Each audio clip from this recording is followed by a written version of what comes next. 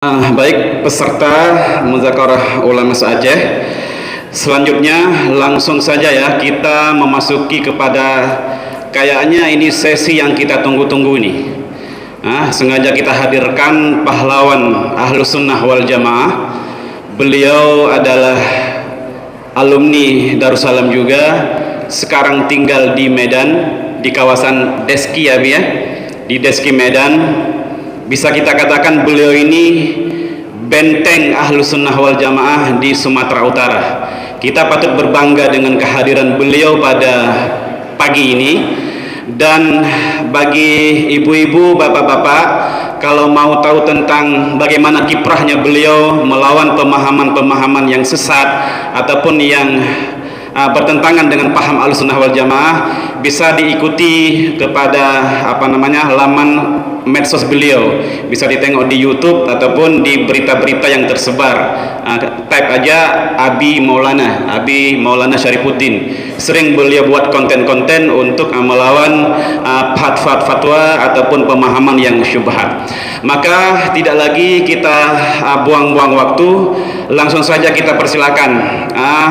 Topik pada pagi ini tentang haul kematian dan juga tabarruk di makam ulama.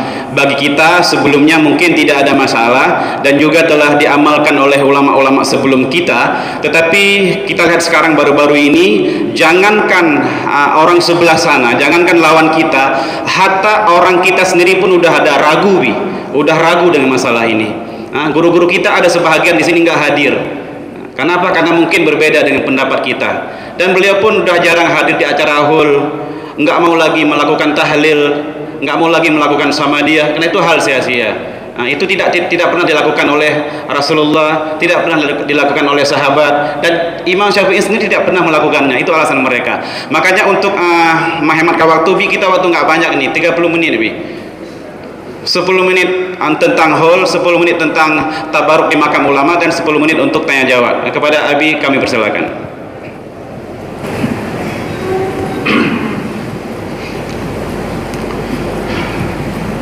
Tentang apa dulu nih?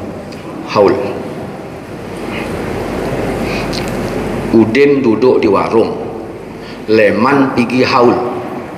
Dah, yang baik yang mana? Ya. Udin duduk di warung, Leman pergi haul. Yang baik yang mana? Ya. Kalau kita jawab pergi haul, kalau Wahabi jawab yang Udin. Assalamualaikum warahmatullahi wabarakatuh. Alhamdulillah, asyhadu an la ilaha illallah wa asyhadu anna Muhammadar Rasulullah. Allahumma salli ala sayyidina wa maulana Muhammadin wa ala alihi wa sahbihi wa sallim. Semoga Allah Subhanahu wa taala membukakan hati kita, Allah berikan kita taufik dan hidayahnya, Allah tetapkan kita pada jalannya. Mari kita bacakan Ummul Quran Al-Fatihah. A'udzubillahi minasyaitonirrajim. Bismillahirrahmanirrahim. Alhamdulillahirabbil alamin. Arrahmanirrahim. Maliki yaumiddin. Iyyaka na'budu wa iyyaka nasta'in. Ihdinas siratal mustaqim. Siratal ladzina an'amta 'alaihim ghairil maghdubi 'alaihim waladdallin. Rabbil fadli wal walidayya. Amin. Para ulama, para tengku, para abu, tuan guru, semua yang hadir di sini, seiman seaqidah yang dirahmati Allah Subhanahu wa taala. Ini yang mau dibahas, haulnya apa isinya. Ini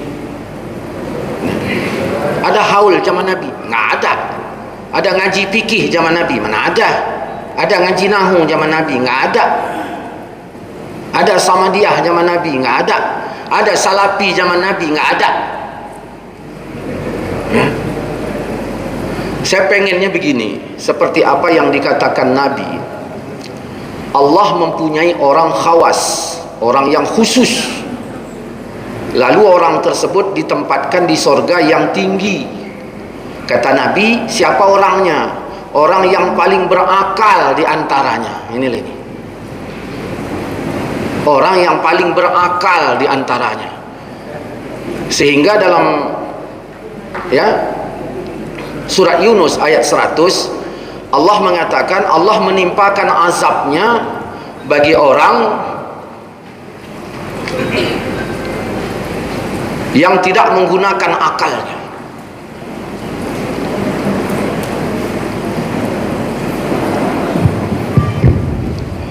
Selamat datang guru kami Ayahanda Abuya Haji Mawardi Wali. Kita berdoa untuk kesehatan beliau. Semoga beliau panjang umur, bisa mempertahankan akidah Ahlussunnah wal Jamaah melalui pesantren Darussalam.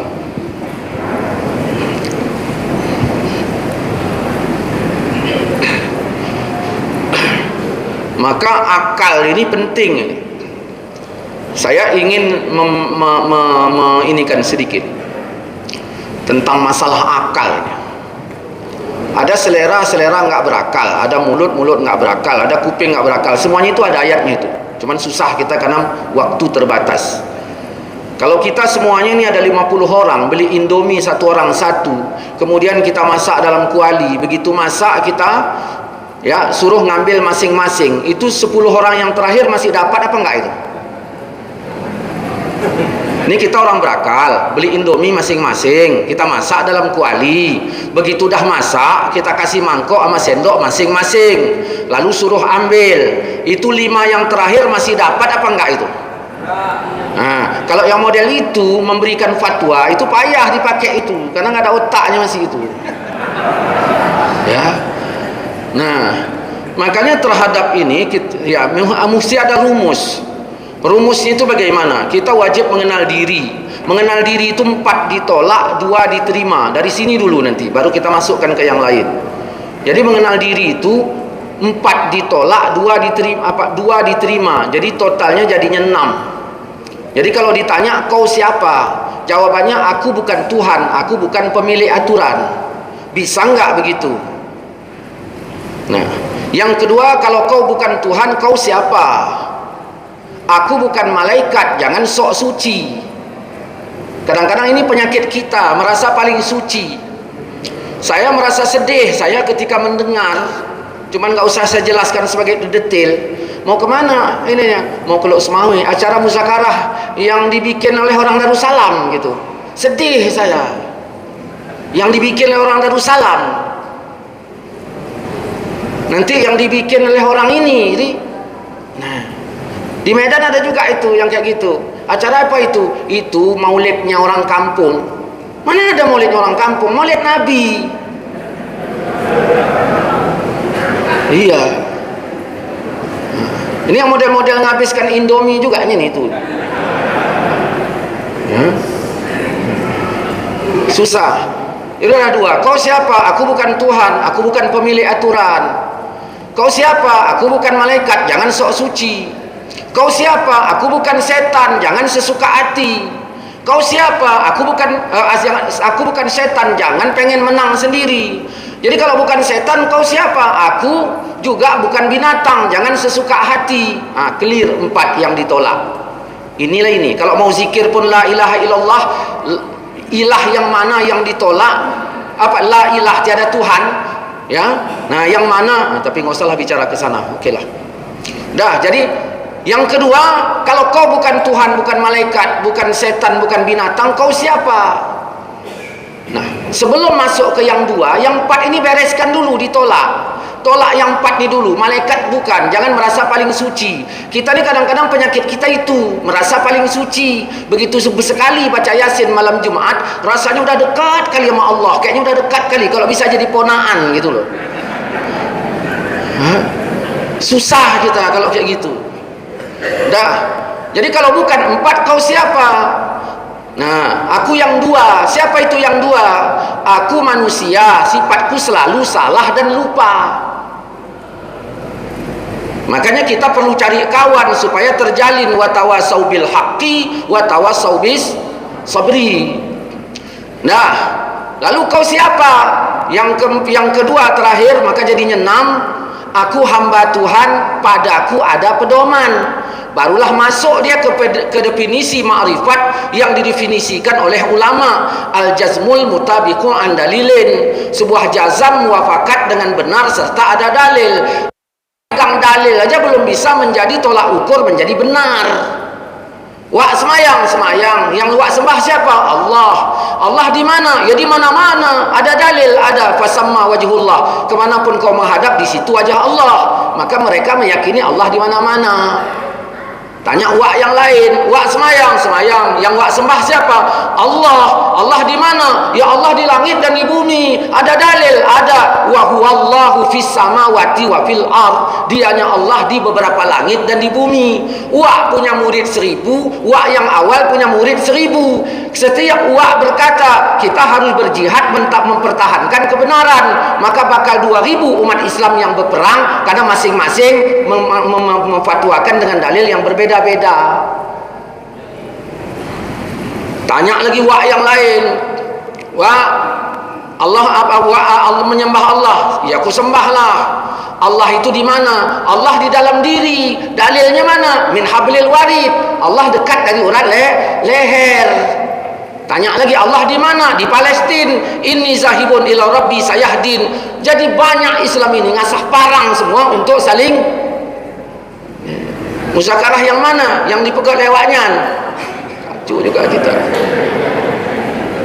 Ya Allah, pantaslah Al-Quran katakan tilkat darul akhirah naj'aluha lillazina la yuriduna ulwan. Demikianlah negeri akhirat itu Allah ciptakan untuk orang, bukan cipta ya, janganlah ya, Allah jadikan untuk orang yang tidak menginginkan tinggi, yang enggak pengen tinggi. Jadi surga itu diciptakan untuk orang yang pengen tinggi. Maka inilah solat kita. Solat kita dari berdiri menuju rendah, dari isi menuju nol. Nol itu di bawah 1. Kalau ingin dekat dengan Allah, jadilah nol. Makanya Nabi Muhammad waktu didekap oleh Jibril, dia berkata, ma ana biqari, aku nggak bisa baca. Nol. Nah, jangan tinggi. Ini yang membuat kita terpecah belah karena pengen tinggi. Harus aku menyahana hana. Ini bagaimana mau ibadah dengan baik? Fir'aun mengaku tinggi, dirinya Tuhan diakuinya, sehingga orang lain disuruh menyembah kepadanya. Allah tunjukkan kau Fir'aun bukan Tuhan. Allah keringkan sungai Nil. Ismail Haqqi menceritakannya secara terang benderang dalam tafsirnya. Allah keringkan sungai Nil. Begitu dah kering, unjuk rasa masyarakat, wahai Fir'aun, kau kan ngaku Tuhan, kami minta tolong, ini sungai Nil ini tolong kau isi air. Bagaimana Fir'aun mengisi air orang dia bukan Tuhan? Terakhir apa? Disuruh usir. Mana ada solusi kalau ngusir toh? Unjuk rasa besoknya lagi tak ada solusi. Akhirnya apa? Seluruh masyarakat yang berada di bantaran sungai Nil unjuk rasa, tua muda, laki perempuan, berkata, hai Fir'aun, kau kalau nggak bisa tolong kami jangan ngaku Tuhan. Di situ Fir'aun yang tinggi merasa lemah, dia bersujud kepada Allah di padang pasir, dibenamkannya kepalanya itu. Apa kata Fir'aun? Ya Allah, ya Rabb, aku datang sebagai hamba yang lemah, aku mohon kepadamu ya Allah, penuhkanlah sungai Nil itu dengan airmu. Lama Fir'aun sujud, begitu bangun ditengoknya sungai Nil udah separuh. Jadi perkara kabul itu Fir'aun pun kabul sujudnya. Makanya kita kalau sujud kabul jangan sok kali, aku kabul sujudku. Fir'aun kabul. Ya. Saudara-saudaraku seiman seakidah yang dirahmati Allah Subhanahu wa taala, Abu, guru-guru, Abu ya, semuanya yang saya hormati. Nah, akhirnya bagaimana? Cepat-cepat Fir'aun naik ke menara tertinggi berkata, hei rakyatku semuanya, apa yang kalian minta sudah kukabulkan. Nah, baru tadi dia sujud menghambakan diri, sekarang udah naik lagi berkata, apa yang kalian minta sudah kukabulkan. Akhirnya bagaimana? Memang Fir'aun tinggi, sedang duduk di singgasananya, datang Jibril bagaikan manusia. Wahai paduka, aku punya banyak budak, tapi ada satu budakku yang kuberikan kunci hartaku, dia bebas mengambilnya, dia kaya raya, beda dengan yang lain. Maksud Jibril maksudnya nyindir Fir'aun, karena Fir'aun tinggi, dia tidak merasa kesindir. Ini hati-hati juga orang tinggi ini. Makanya kalau ada sindiran puisi, itu dengarkan, jangan kayak Fir'aun. Nah, aku punya budak yang kaya raya, maksudnya Fir'aun ini tadi. Dia aku berikan kunci hartaku. Nah, sekarang dia mulai melawan aku. Diajaknya budak-budak yang lain untuk mempercayai dia. Aku ditinggalkannya. Bagaimana pendapatmu, wahai Tuan Paduka? Apa kata Fir'aun? Kalau aku punya budak pelawan seperti itu, akan kutenggelamkan di Laut Merah. Wahai Paduka, bagaimana mungkin aku berbuat seperti itu? Kalau aku berbuat seperti itu, apa kata orang? Bilangnya aku kejam. Kalau bisa Paduka bikinlah surat keputusan, setiap budak pelawan tenggelamkan ke Laut Merah. Maka dibuat oleh Fir'aun surat tersebut, dikantongi Jibril. Makanya ketika dia udah tenggelam di Laut Merah, Jibril datang. Kata Fir'aun, kau kan itu? Iya, aku Jibril yang datang dulu. Maksudnya yang kusindir kau, cuman gak kesindir. Kau kan sudah bikin keputusan, budak pelawan ditenggelamkan, kaulah orangnya. Di situ Fir'aun berkata dengan terasa tinggi, kalau demikian, kata Fir'aun, aku beriman kepada Tuhannya Bani Israel. Di sini tingginya Fir'aun. Harusnya berkata, aku beriman kepada Tuhannya Musa dan Harun. Tapi dia tak mau sebut. Mengapa? Karena musuhnya. Maka hati-hati juga kita. Kalau udah bermusuh, namanya pun nggak mau dengar. Kan ada itu. Ya, Uden bermusuh sama Leman, kucing Leman datang disepai, ada kan? Nah inilah ini. Jadi kalau model begini, penyakit hati mengeluarkan fatwa itu susah. Nah, dah lah, nggak usah disambung kali ke sana. Karena waktunya juga pendek kan gitu. Oke. Masalah haul. Uden duduk di warung, Leman pergi haul. Nah, yang betul yang mana itu? Kalau kita tanya orang Wahabi, yang betul Uden. Kalau kita tanya pimpinan Dayah yang belum terkontaminasi tadi kan, yang betul Leman. Ya, kita tanya Leman kemana? Haul. Haul siapa? Katakanlah haul Abu Ya Mudawali. Udah. Apanya coba? Yang jadi masalah apanya? Dari sisi tahunnya, Nabi Muhammad setiap tahun itu ke makam Uhud. Masalah dalil, putar pegah dalil. Awak mau yang tepat boh langai. Nya kan awak mau mandum, tengku-tengku mandum, jabet mandum, putar pegah dalil loh. Betul apa tidak itu bapak Nabi Muhammad? Ya, setiap tahun ke makam Uhud. Betul apa enggak? Ya udah, haulnya dapat. Kemudian kita lihat lagi kecerdasan. Waktu Nabi Muhammad bertemu orang Yahudi di Madinah. Yahudi ya, di Madinah puasa hari Asyura. Nabi Muhammad nanya Yahudi. Yahudi ini ada yang bodoh, ada yang cerdas kan? Nah, Nabi Muhammad tak mau nanya yang bodoh, enggak. Yang ditanya Nabi yang cerdas. Maka ditanya Nabi, Yahudi, kenapa kau puasa 10 Muharram? Apa jawaban Yahudi? Ini Asyura. Allah Subhanahu wa taala menyelamatkan Musa dari kejaran Fir'aun 10 Muharram. Fir'aun ditenggelamkan di hari itu. Maka setiap tahun Nabi Musa mengenang keselamatan itu, puasa di hari Asyura. Nah, maka kami pun puasa. Puasa apa itu? Puasa Yahudi. Kapan itu? 10 Muharram. Begitu Nabi mendengar jawaban Yahudi yang cerdas itu, apakah Nabi bilang lo gue en? Tidak. Kalau itu alasan kalian, artinya alasan Yahudi. Kalau itu alasan kalian, kami yang pantas menjalankannya, bukan kalian. Tengok alasan. So yang pegot musakarah. So awaknya kalau itu alasan kalian, harusnya begitu. Paham nggak? Harusnya begitu. Kalau itu alasan kalian, kami yang pantas membuatnya, harusnya sama-sama kita berbuat begitu. Kalau itu alasan kalian, kata Nabi, kami yang pantas memuasakannya. Maka dari sini kita ambil dua. Pertama, Nabi ketika dialog dicari yang cerdas. Beda sama orang Wahabi. Wahabi kalau dialog dicarinya yang bodoh. Nah orang jarang jak sama dia. Wak Udin jarang sama dia. Tanyanya dalil sama Wak Udin. Wak, mana dalil sama dia? Mana tahu Wak Udin dalil sama dia, orang sama dia aja jarang. Lalu disumpulkanlah, ini sama dia tak ada dalil. Tanya lagi Wak Leman, sama sama Wak Udin, ini tak ada dalil. Nabi enggak, tanyanya yang cerdas. Apa alasan kalian puasa? Itu Nabi. Nah, jadi ini satu poin, ya. Yang kedua, nah, tadi mereka Nabi Musa tadi setiap tahun dibikinnya haulnya.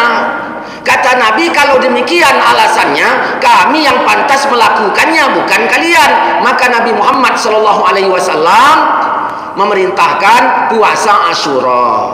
Namun tak boleh sama. Bagaimana cara Nabi membuang kata samanya? Maka dimulailah dari Tasu'a 9. Bentuknya sama, pembedanya juga bentuknya sama, hanya beda jumlah. Yahudi 1, kita 2 hari. Nabi mengatakan udah tak sama. Kan ini ajaran Nabi. Kalau sama bikin beda, kalau beda berarti udah tak sama. Hindu 7 hari, kita 7 hari. Bacaannya sama apa enggak? Tempatnya sama apa enggak? Kelakuannya sama apa enggak? Ajaran Nabi kepada kita kalau udah beda tak sama. Bagi Wahabi masih sama. Macam mana itu? Oke, kita lanjutkan lagi. Begini.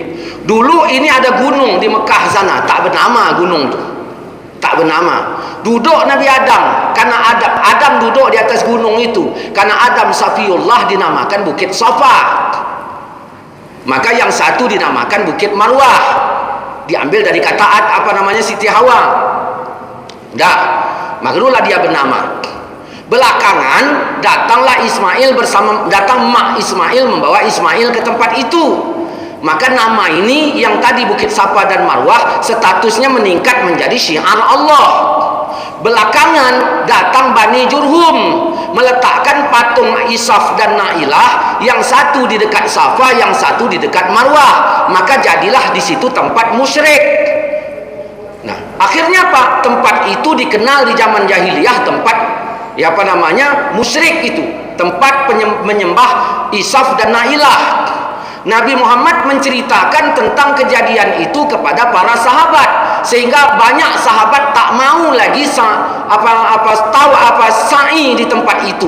Gara-gara apa? Ngapain aku sa'i di tempat itu? Karena tempat itu dah menjadi tempat musyrik.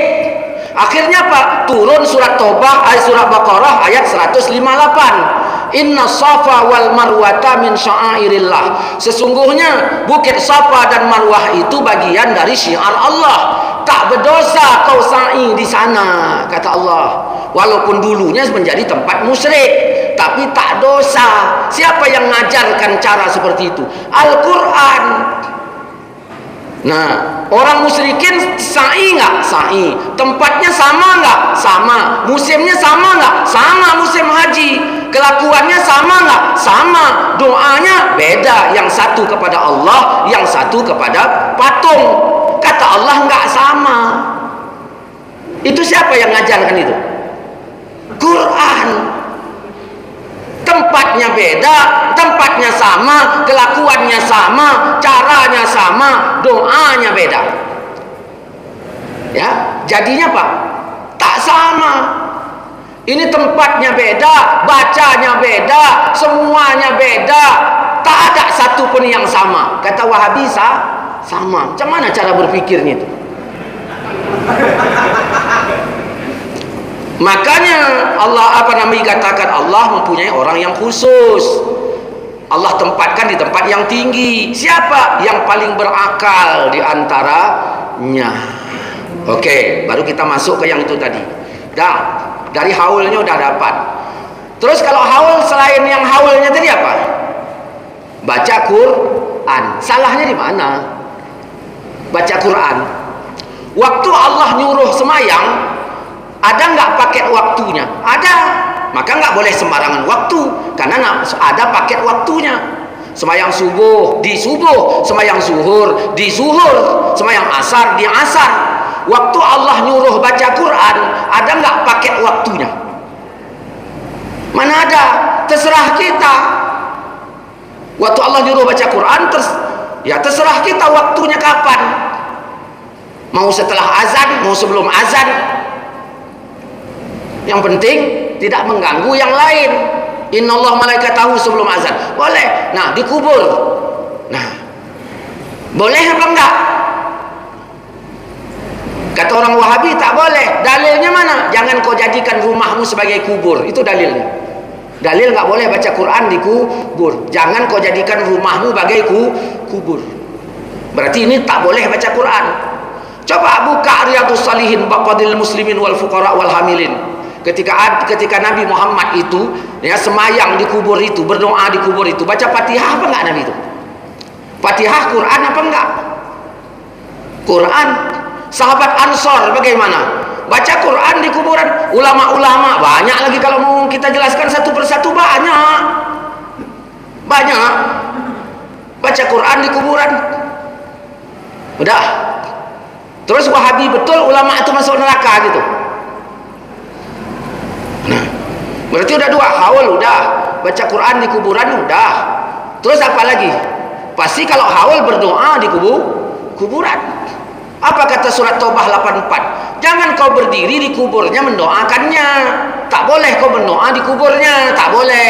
Kenapa? Karena matinya kafir. Jadi masyarakat Aceh ini kafir semua gitu. Ya. Gini Ustaz, dia kan udah punya lidah masing-masing. Kalau udah punya lidah ya udahlah. Lidah dia untuk berdoa, lidahku untuk berdoa untuk aku aja. Kau ngikut Quran apa enggak? Kalau ngikut Quran kau buka surat Muhammad ayat 19. Wastaghfir li dzanbika walil mu'minin. Mintakanlah ampunan untuk dosamu dan dosa orang mukmin. Enggak Allah bilang wa li dzanbika walil muslimin, enggak. Mukminin keyakinan. Maka ini yang susah kita tebak tentang keyakinan orang. Kalau nampak dia ngaku Islam, kita wajib meyakini dia Islam. Karena masalah hati nggak bisa kita tebak. Dalilnya mana? Surat Taubah 101. Orang munafik di sekitarmu banyak ya Muhammad. Maradu ala nifaq, keterlaluan munafiknya. La ta'lamuhum, kau tak tahu mereka, kami yang tahu. Ini masalah hati susah ditebak. Ayahnya Islam, maknya Islam, anaknya jarang semayang, apakah dia kafir? Nah, jadi kalau demikian bagaimana? Kembali kepada ayat, mintakan ampunan untuk dosamu dan dosa orang mukmin. Tapi kalau mati kata Tuhan, wala tamutunna illa wa antum muslimun, bukan mukminun. Itu mesti dibedah lagi itu. Kenapa Tuhan menyuruh kita mati jangan harus dalam keadaan Islam? Kenapa ketika nyuruh berdoa walil mu'minin bukan muslimin? Dah. Jadi dari sisi apanya lagi? Haul udah, baca Quran udah, berdoa di kuburan juga udah. Apalagi? Sedekah makanan. Nah, itulah makan di kubur. Ya kalau makan di kubur kenapa rupanya? Kenapa mesti dikubur makan? Ya kalau dikubur kenapa rupanya? Puanji.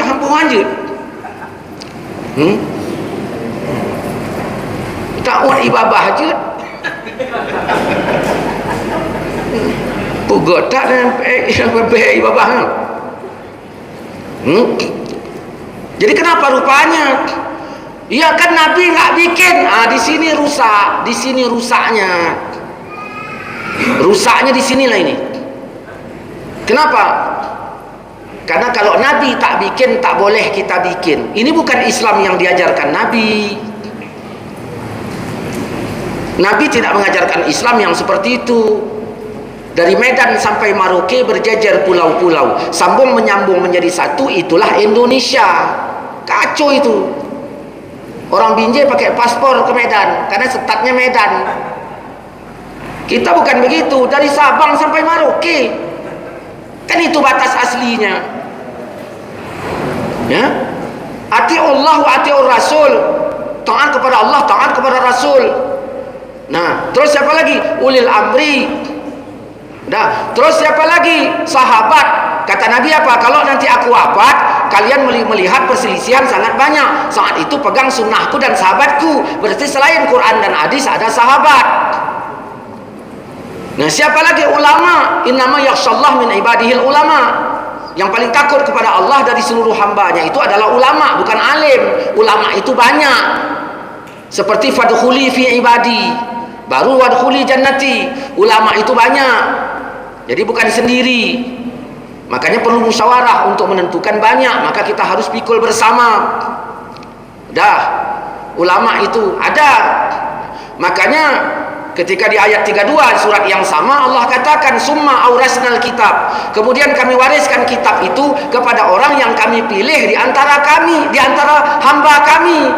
Artinya apa? Tidak semua umat Islam ini menjadi pewaris. Pewarisnya adalah ulama. Maka kalau kita ingin membedah Quran dan hadis, jangan tanpa ulama, mesti dengan ulama. Makanya An-Nisa 83 menegaskan orang yang ingin kebenaran itu dapatnya dari Rasul dan ulil amri, mesti dari ulama juga. Kita kan gini Ustaz, kalau beda pendapat kembali ke Quran dan hadis. Betul, kembali ke Quran dan hadis. Begitu Allah mengatakan taat kepada Quran, di Quran udah dijelaskan adanya ulama. Begitu. Terus apanya lagi di sini? Yang mau diperkarakan apanya lagi? Menyembah kubur. Sembah itu apa? Ya, puncak penyerahan tertinggi itu namanya sembah. Maka apa yang dituduhkan orang kepada kita, maka kita tanya, pretel itu apanya? Kalian ini penyembah kubur, kapan kami sembah? Ya kenapa mesti berdoa di kubur? Kenapa enggak di masjid? Kan masjid tempat yang baik. Ya kau bilanglah kepada Nabi, waktu Nabi minta ditunjukkan kubur orang itu, lalu Nabi berangkat ke kuburnya berdoa, bilang sama Nabi, Muhammad kau salah. Berani bilangnya. Nabi berangkat ke kuburnya mendoa. Artinya apa? Di sini lahir syariat. Di masjid boleh, di kubur pun boleh. Waktu kota Madinah kering, tak hujan-hujan, Umar bin Khattab menjumpai istri Nabi, namanya siapa? Aisyah, anak Abu Bakar Siddiq, melaporkan tentang hal ini. Terus bagaimana? Apa kata Aisyah? Wahai Umar, datang kau ke makam Nabi, kau buka atapnya. Berarti kubur Nabi udah di atap, masih Umar hidup. Maka datang Umar ke sana, Zaid bin Haris pun datang ke sana. Apa kata mereka? Kata apa Zaid bin Haris? Ya Rasulullah, ya Rasulullah, ya Rasulullah, mintakan kepada Allah agar Allah menurunkan hujan. Letak syiriknya di mana? Letak syiriknya di mana? Ya Rasulullah, mintakan kepada Allah agar Allah nurunkan hujan. Letak syiriknya di mana? Allah mengatakan la taj'al ma'allah ilahan akhar. Jangan kau jadikan beserta Allah ada Tuhan yang lain. Apakah mereka mentuhankan Nabi waktu mengeluarkan kalimat itu? Ya. Tidak. Jadi hati-hati menuduh syirik. Jadi bagaimana totalnya? Ya tabaruk di kuburan itu, haul di kuburan itu boleh. Nah hukum ada berapa? 5. Wajib, sunat, mubah, makruh, haram. Yang makruh masih kata boleh apa masih kata haram? Masih kata boleh. Ketika Allah tak suka, bukan berarti langsung diharamkannya, dibagi, ada makruh. Ketika Allah suka, bukan langsung diwajibkannya, dibagi, masih ada kata sunat. Tapi begitu Wahabi nggak suka, ini yang kacau. Nah gitu aja lah dulu. Oke, baik Bi. Kalau ikut kepada topik kayaknya kita nggak mau berhenti nih ya. Cuma waktu ya Bi nih. Udah habis waktu, insya Allah ya. Ini lantaran tidak ada masuk soal secara tertulis. Kayaknya audien nggak mau bertanya dengan tertulis, langsung dengan pertanyaan lisan. Jadi kami berikan hanya 3 penanya. Mungkin barisan masyayikh boleh 1 orang, siapa yang bertanya. Kemudian jamaah laki-laki 1 orang, perempuan 1 orang, 3 orang. Langsung tanya, nggak usah perkenalkan diri, nggak usah ceritain itu. Langsung tanya, ini kita waktu yang banyak. Oke, dipersilakan yang pertama, siapa?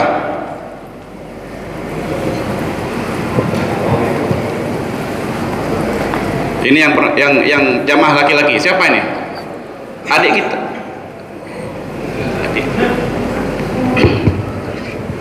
Assalamualaikum warahmatullahi wabarakatuh. Waalaikumsalam. Sekarang di Aceh Habib kan banyak Wahabi dan Syiah Wahabi. Bagaimana caranya kita membicarakan Wahabi ini? Bagaimana memindahkan? Ya, membicarakan Wahabi ini. Bilang Oke, Pak cukup, Wali. terima kasih. Menghindar apa memindahkan? Memindahkan. Memindahkan. Oke, cukup, terima kasih. Langsung aja Abi. Bagaimana cara memindahkan Wahabi di Aceh ini? Ini bukan kapasitas saya ini, ya kan? Bukan kapasitas saya ini kapasitas lurah, ya kan? Ya, camat, ya kan? Wali kota itu kan, nah itu bukan kapasitas saya. Caranya saya jangankan surat camat, ya kan, surat desa pun nggak tahu saya ngurusnya kan. Cara mindahkannya, nah itu bukan kapasitas saya lah itu ya, cara mindahkannya. Oke, untuk pertanyaan yang kedua, siapa yang di belakang itu ya? Panitia kasih mic cepat-cepat. Kita waktu sangat terbatas ini.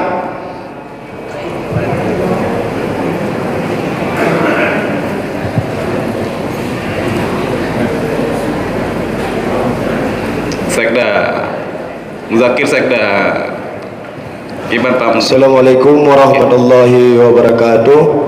Kami dari Majelis Pengkajian Tauhid Tasawuf. Oke, langsung pertanyaan. Jadi kami ingin bertanya karena tadi Gure menyampaikan bahwa Ustadz kita ini adalah pahlawan Ahlussunnah wal Jamaah ataupun i'tikad Ahlussunnah wal Jamaah. Apa perbedaan ataupun hubungan antara akidah dengan ihsan? Karena ihsan itu kan bahagian daripada rukun agama, itu Islam, iman, ihsan.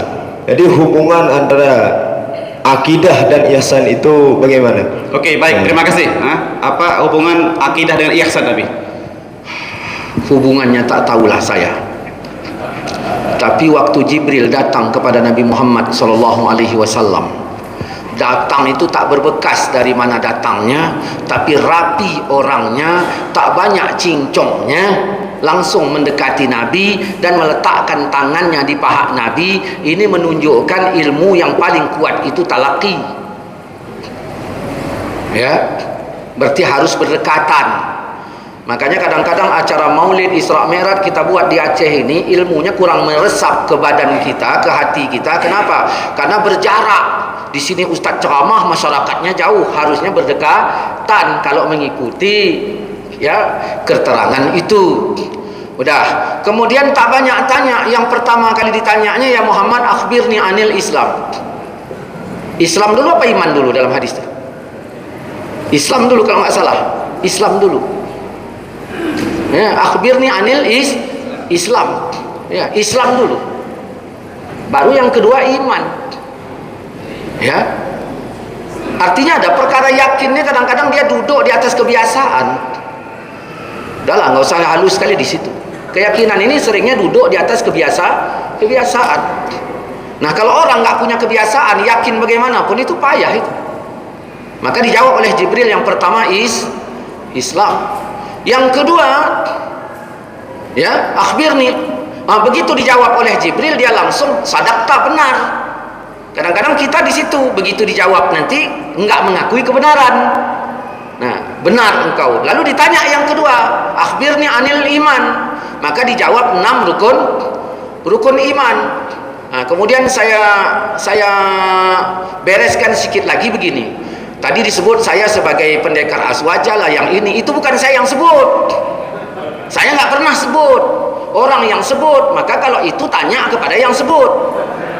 Ya, tanya kepada saya. Ya, tanya kepada yang sebut, bukan kepada saya. Jadi saya ini sebenarnya bukan paling alim, paling cerdas, hanya karena datang beberapa orang kawan di sini dulu ke rumah saya. Saya berencananya nggak datang saya kemari. Kenapa? Karena memang badan saya nggak sehat. Tadi malam pun saya demam. Tapi begitu saya teringat undangan bukan hanya telepon, tapi langsung datang ke rumah. Di situ langsung saya ingat seperti Tauhid bilang, la yatasawwaru fi aqli adamu. Tak terbayangkan pada akal kalau saya nggak datang gitu. Karena memang udah datang panitia itu memang bersungguh-sungguh kali. Akhirnya ya inilah maka saya duduk di sini.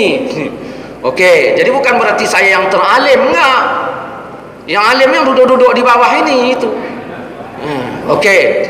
Kemudian yang ketiga, benar, maka dilanjut lagi oleh Jibril, akhbirni anil ihsan, kabarkan kepadaku tentang ihsan. Maka apa jawab Nabi? Kau sembah Allah, kau sembah Allah seolah-olah ini harus digarisbawahi, karena nanti ada orang nggak pakai seolah-olah. Terus apa? Dia membuat surah langsung nampak. Nah, di sini bahayanya. Seolah-olah ini digarisbawahi. Sama seperti hadis, sampaikanlah walau satu ayat. Dia hilangkan anni. Padahal dalam hadis ada anni. Maka ini sanad. Bukan asal sampai. Jadi seolah-olah engkau lihat. Seolah-olah. Kalau kau tak melihatnya, orang memang tidak. Allah melihatmu. Maka di sini kita tanya, ada orang bertanya, Ustaz, aku dah semayang subuh tadi, apakah Allah melihat aku semayang? Ya tergantung kau. Kau waktu semayang tadi seolah-olah melihat Allah apa enggak? Iya. Nah, kalau iya, disitulah Allah mempedulikan ibadahmu. Kalau tidak, ya berarti tidak. Karena banyak orang yang ibadah hatinya tidak seolah-olah seperti itu. Saya terangkan tentang seolah-olah. Rumah kami jauh sama sungai, MCK semuanya di sungai, belum ada WC. Waktu makan malam, saya banyak. Ayah bilang, banyak kali makanmu, jangan berak kau nanti malam. Jam 11 malam mau berak, WC tak ada, di sungai semua. Saya bilang lah, ayah, ya kawani aku berak ke sungai. Makanya makan jangan banyak kali. Tiap malam berak di sungai. Malas aku ngawaninya. Kalau begitu berak aku di semak-semak belakang rumah. Jangan, mesti ke sungai. Berangkatlah saya ke sungai. Sampai ke sungai sana, saya anggap ayah tak mengawani saya. Menangislah saya, bilang sama nenek, Nek, ayah kebangetan, tak dikawaninya aku berak di sungai. Jam 11 malam dibiarkannya aku. Apa kata ayah? Mana mungkin ayahmu yang sayang sama kau dibiarkannya kau ke sungai sendiri. Jadi aku tahu, ku tengok tadi ayahmu sembunyi di balik pohon kayu itu. Sayang juga ayahmu sama kau. Kapanpun kau pergi ke sungai sendirian, pasti ayahmu ngawani kamu, kata nenek. Di situ saya tahu. Besok tinggal lapor aja, ya kawaniku ke sungai. Kata ayah, malas, saya nggak takut lagi. Karena seolah-olah saya melihat ayah berani saya di sungai. Rupanya ayah tak ada ngawani saya, tapi saya tetap berani. Kenapa? Karena di hati saya ada kata seolah-olah. Nah, begitulah kalau kita kepada Allah. Sedangkan akidah ini masalah keimanan kepada Allah Subhanahu wa taala, kepada Nabi. Sedangkan ihsan adalah rasa ketika mengamalkan perintah Allah. Itulah bedanya. Wallahu a'lam. Oke, baik. Untuk satu lagi, bagi ibu-ibu, ada yang bertanya? Bagi ibu-ibu satu orang. Udah, oke. Yang lain ada yang lain, jangan ibu ini udah tadi. Ada yang lain? Ada, nggak ada? Oke, boleh ibu. Yuk.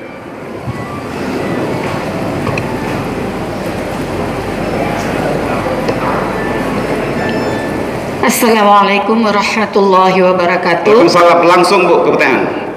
Abu mohon jelaskan apa perbedaan Islam Nusantara dengan Islam rahmatan lil alamin, karena yang kebanyakan sekarang kita lihat Islam Nusantara yang berbasis sekuler dan liberal. Oke, itu baik, saja baik, dari saya. baik. Assalamualaikum Baik. warahmatullahi wabarakatuh. Waalaikumsalam warahmatullahi wabarakatuh. Ini nggak usah pakai mudhaf-mudhawilih ya. Nanti takdir fi Islam di Nusantara, nggak usah itunya. Sekarang ada JIL, Jamaah Islam Liberal. Mereka pro-nya ya, lebih besar dukungannya kepada kafir. ada Islam yang memang fansurna alal qaumil kafirin, begitu ya. Yang yang Al-Hujurat ayat 7, ketahuilah di kalangan kalian ada Rasulullah, kalau Rasul mengikuti kemauan kalian, kalian susah, tapi Allah menjadikan kamu cinta kepada keimanan, iman itu indah dalam hati, serta menjadikan kamu benci kepada tiga hal, kekafiran, kefasikan, dan kemaksiatan. Oke, maka dari sini kita jawab. Nah, orang yang berpaham kepada kafir pun mereka itu sama penilaiannya dengan Islam, itu merujuk kepada Al-Baqarah 62. Apa itu? Orang yang beriman, Yahudi, Nasrani, Sabi'in, siapapun di antara mereka yang 4 ini, asal percaya kepada Allah, yakin kepada akhirat, amalnya soleh, amalnya baik, 3 macam aja syaratnya, maka dia dapat pahala di akhirat, tak rugi. Kembali kepada Quran Baqarah 62. Maka jadi jil. Yang jadi masalah kan begini awalnya, wa'tasimu bihablillah, berpegang teguhlah kalian kepada tali Allah, jami'an semuanya, wala tafarraqu, jangan kalian tercerai-berai. Jadi kalau beda pendapat, kembali ke Quran. Kita tanya Jil, apa alasan Anda untuk membela kafir habis-habisan? Jawabannya apa? Di sisi kami, misal ini, di sisi kami, ya, di sisi kami bahwa sesungguhnya orang Yahudi pun sama. Yang bilang sama siapa? Al-Quran. Ayatnya mana? Baqarah 62. Maka jadilah Jil. Dah. Yang kedua, kita tanya sama guru-guru kita di Aceh, bagaimana Abu, pendapat Abu tentang orang itu yang mengatakan Yahudi pun sama sederajat dengan Islam berdasarkan Baqarah ayat 62. Oh, itu tak bisa diterima. Alasannya apa Abu? Alasannya Quran, surat apa? Ali Imran 85. Apa itu bunyinya di situ? Wa may yabtaghi ghairal Islam, siapa mencari agama selain Islam, agama tak diterima darinya dan di akhirat dia rugi. Di sini masalahnya. Maka pemecahnya mana? Pemecahnya kembali kepada Quran dan aturan Quran. Maka Quran itu ya 6.660 ayat. Saya ulangi, 6.660 ayat. Rinciannya mana? Dalam Quran ada 1.000 perintah, 1.000 larangan, 1.000 janji pahala, 1.000 janji dosa, 1.000 kisah, 1.000 perbandingan. Udah berapa ribu? Udah 6.500 halal haram, 100 doa dan tasbih, 60 nasikh dan mansukh. Maka kita tanya, Baqarah 62 itu tadi masuk ke 1.000 perintahkah, larangankah, janji pahalakah, janji dosakah, janji kisahkah, perbandingankah, halal haramkah, doa dan tasbihkah, atau nasikh dan mansukh? Di situ masalahnya. Maka seringnya kita berbeda dengan mereka pada masalah nasikh dan mansukh. Kalau kita beda dengan Wahabi pada muhkamat dan mutasyabihat serta nasikh dan mansukh. Itulah barangkali. Oke, B. Ya. Baik, alhamdulillah, karena waktu yang tidak mengizinkan kita untuk melanjutkan, langsung saja Abi kita ambil kesimpulan statement waktu 3 menit Abi. Kesimpulannya ini kayaknya nggak tersimpul nih, terluruskan gitu ya. Jadi bukan simpul ini, terlurusnya. Lurusnya bagaimana? Tawasul bukan syirik, tapi ada tawasul yang syirik. Cuman yang jelas perintahnya ada dalam Quran. Wabtaghu ilaihil wasilah. Wabtaghu, perintah apa enggak itu? Coba kita baca ayat lain. Ya ayyuhallazina amanu stajibu lillahi walir rasul idza da'akum. Hai orang-orang yang beriman, penuhi seruan Allah, seruan Rasul kalau Allah dan Rasul nyuruh kamu. Ternyata Allah yang nyuruh. Wabtaghu, carilah. Cari itu apa cari? Usaha untuk mendapatkan sesuatu. Rumah kami di belakangnya pohon rambung, masa belum pakai gas, masih pakai kayu. Kami main-main sama kakak. Kata ayah, pergi ke belakang rumah, kau cari kayu, cepat sekarang.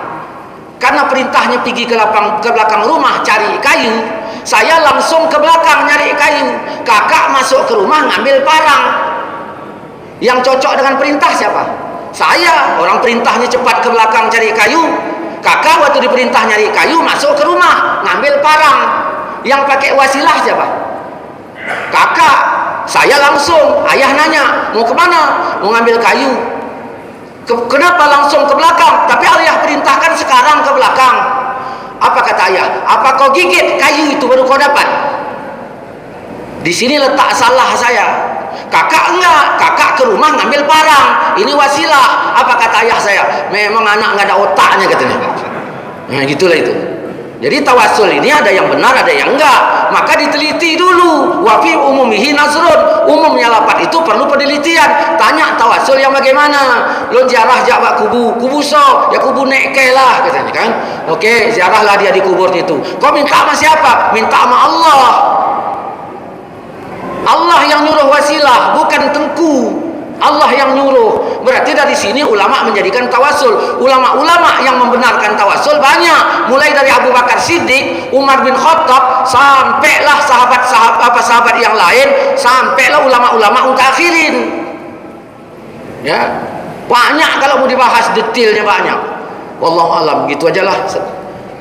Assalamualaikum warahmatullahi wabarakatuh. Waalaikumsalam warahmatullahi wabarakatuh. Terima kasih Yang Mulia Gurunda Abi Maulana Syarifuddin yang telah memberikan pencerahan kepada kita tentang haul dan tabaruk di makam ulama. Walaupun waktu yang sangat singkat ya, mungkin bisa kita ambil kesimpulan yang sangat-sangat bermanfaat bagi kami. Insya Allah pada waktu yang lain kita akan berjumpa, dan untuk sesi selanjutnya kami serahkan kepada Abi Halim untuk memotori pemateri. Ada Abu Asnawi dan juga Dr. Damanhur. Kepada Abi kami persilakan.